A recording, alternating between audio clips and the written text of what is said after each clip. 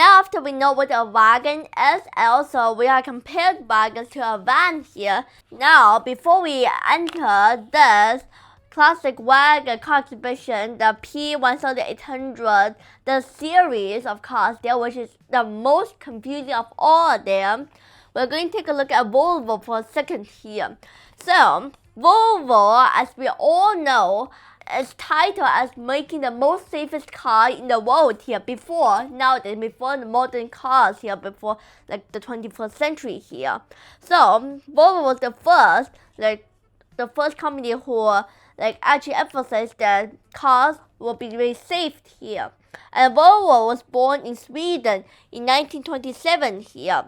And then because it was born in Sweden, that has already explained why it needs to be so safe here, because in Sweden there has harsh winters and interferes harsh winters with ice, snow, and it has very low grip here.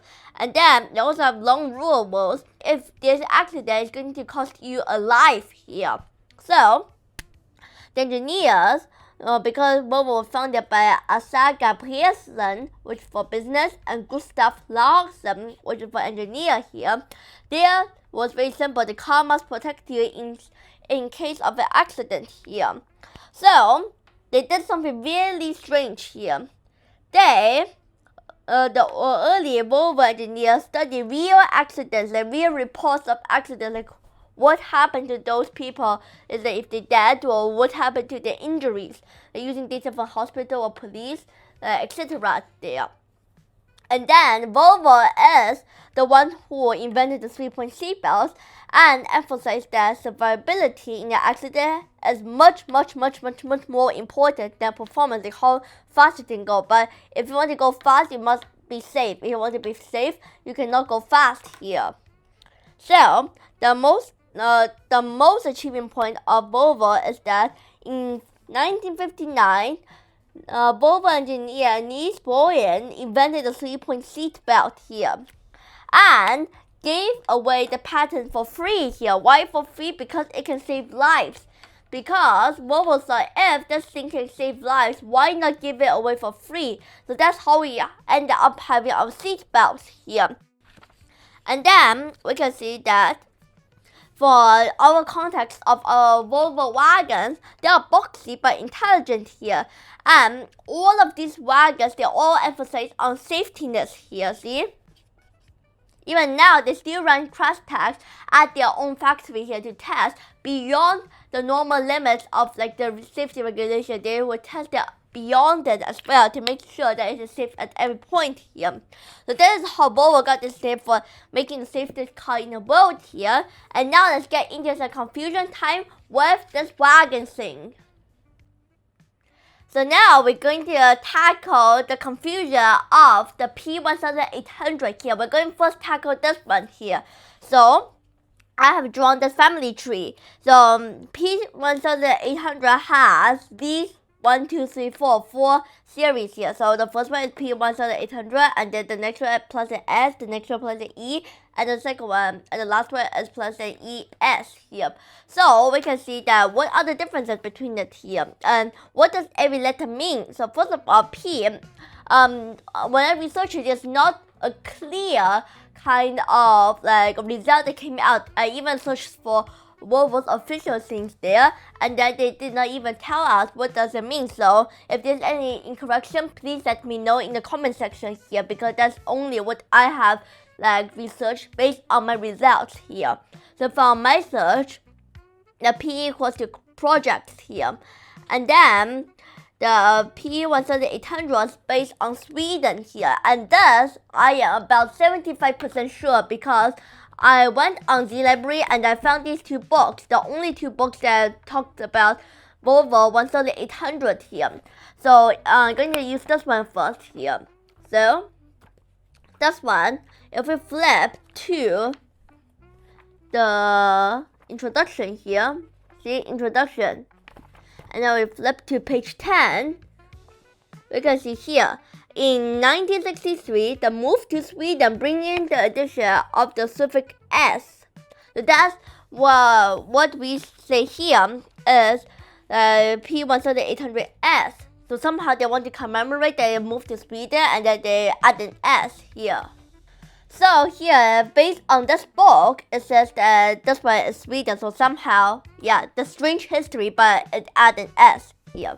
And when I print out the brochure, this P1800S, the first time it appeared is in 1963, and the P1800 was presented in 1960, but I printed out the 1961 here. And then we can see that the P1800E was presented in 1969 here, whereas the ES, because in 1972 they produced both the 1800E and 1800ES, but on 1973 they only produced the 1800ES, so that's pretty unusual as well here.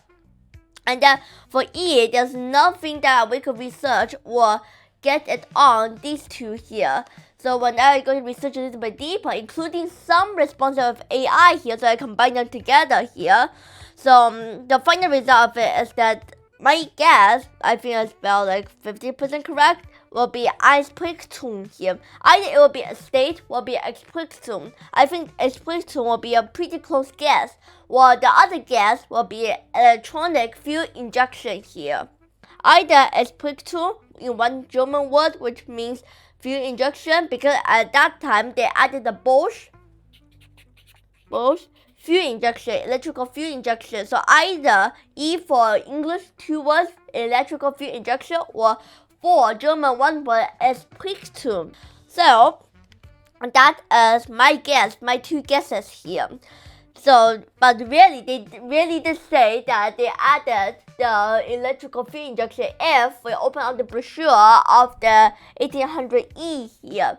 So, we can see it, and by T, I'm going to bring up the brochures as well. So, as we can see here, from the inner pages of the brochure of the 1800E here, this is the electrical fuel injection here, see? This one has the 4 main electrical fuel injection system as well here. So this one is where they added the electrical fuel injection system for injectors, which meter the exact amount of fuel into the cylinders here. So they added the Bosch electric fuel injector as well here. And for the final one, the crowning jewel of the P1800 series is the P1800ES, which is weirdly estate sports. For my research here, I have two guesses. One is the estate sports, and the other one is Eisprichtung sports or electrical fuel injection sports.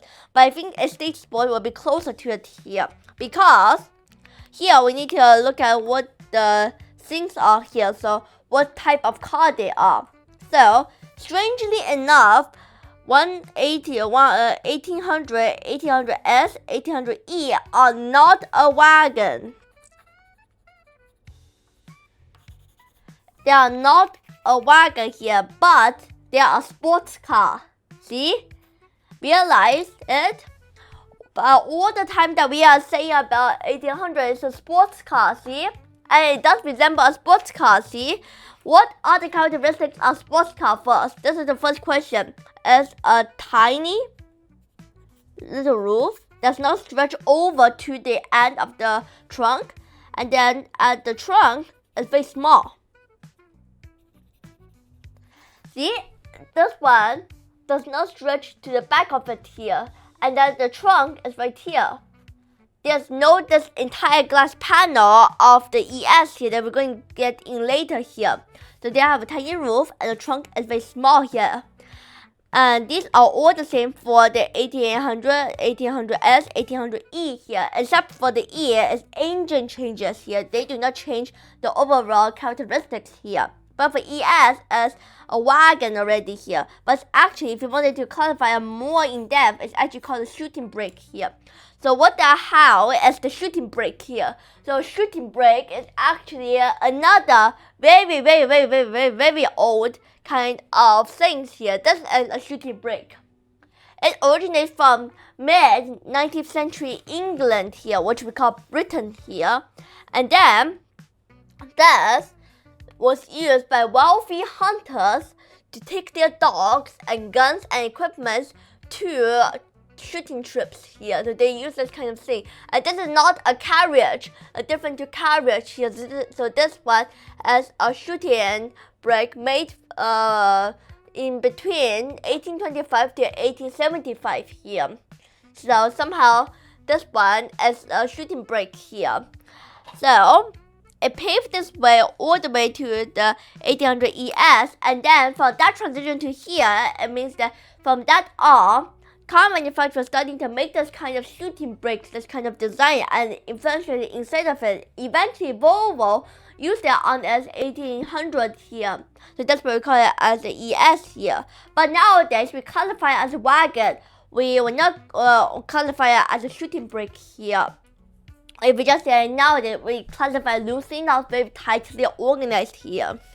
So, a shooting brake is a special type of car body. So, it combines the sporty appearance of a coupe, which means sports car, and the cargo space of a wagon here.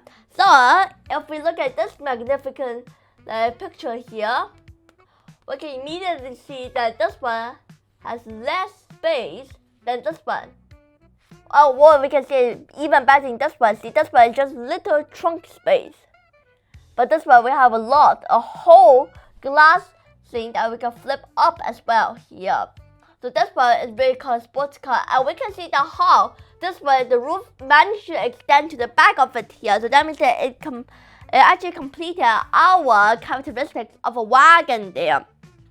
So if I take our little drawing book again here, split it to a new page.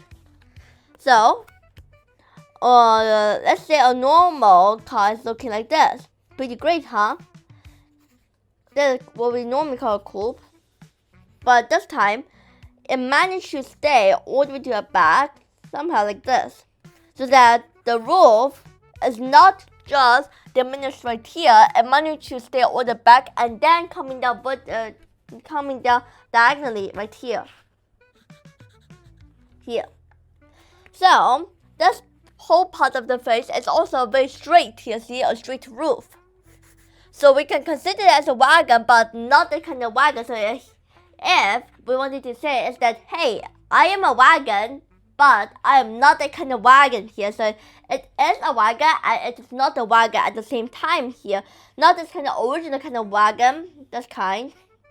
Oh no, I draw it like a truck, but this one is like not this kind of wagon, very boxy style like the other Volvo wagons, like the 240 here, but it remained itself as a little sports car kind of inspiration, but it managed to cross over to the border of the wagon here because, as we all know, if we slam that second row, because it has two rows, second row to the front here, we can actually fit a lot of cargo inside of it as well. So here, this is a very good image of an empty ES after we fold on the second row. See how it is flat? So we can actually just classify as a state, or in English words here, or in American English we call it as a wagon here, see? So that's why in the car exhibition of the Volvo, they actually use this little flat space to present us all of the original service manuals and the repair manuals of that car here, because they bought it here and then they use this flat space to exhibit all of the original things that come with it there. Also, they have this innovative design of using the whole glass panel to make it as the trunk door. See? They made this whole glass panel sliding down as the trunk door here. So we have a lever that we need to press, and then we can flip this whole trunk up. There's no this kind of barn door style of a mini here. But we can also add some rear windshield wipers that we can see here. So if you are very lucky at that time to buy a 1800ES with a rear window wiper here that goes to here, because this is the door handle, this one is the windshield wiper here, then you are very lucky because it almost is so rare now here. So this one is like features a wiper, but these models were rarely seen here.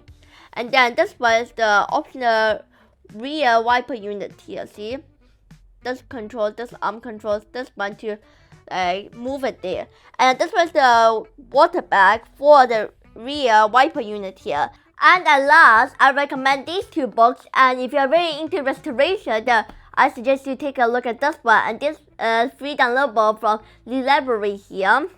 And if you are looking for history, then I suggest this one here because they have documented a lot of photos, even though that there's a little bit blurry there, but they have documented everything here. And then also the service manual, the owner's manual is also available at the website here. So this one is the 1972 one here because we have two models here. If it's 1973, then it's going to only be 1800ES here. So this one is more into restoration. They're going to tell you how to restore or use a broken 1800E or ES here, see? And then it also does give us a little piece of information over here, but not that much because this was all into the restoration pieces here. So if you're interested, you can also check these two books out, and I have more time enjoying this one than this one, for instance here, because I want to get my answer to my questions as well here. And also thanks to the owner of the 1800ES in the exhibition, Fei Yu Ge, and these two things that they made by themselves, and also the shirt that I'm wearing here. See? They even did it by themselves here. So it says that old wagons never die here, which I agree with here. Because old wagons should never die or disappear here. Also this one, the one that I'm wearing. So they give us one black and one white here. So if I turn around here, this is what it looks like at the back of it here. And there's also the Muse and Mountain Fever here. And the car exhibition, they also exhibited other car models here. They're going to also show my photos that I took in the car exhibition as well here. So this is all for today's video. And if you want to look at more videos, subscribe to my channel.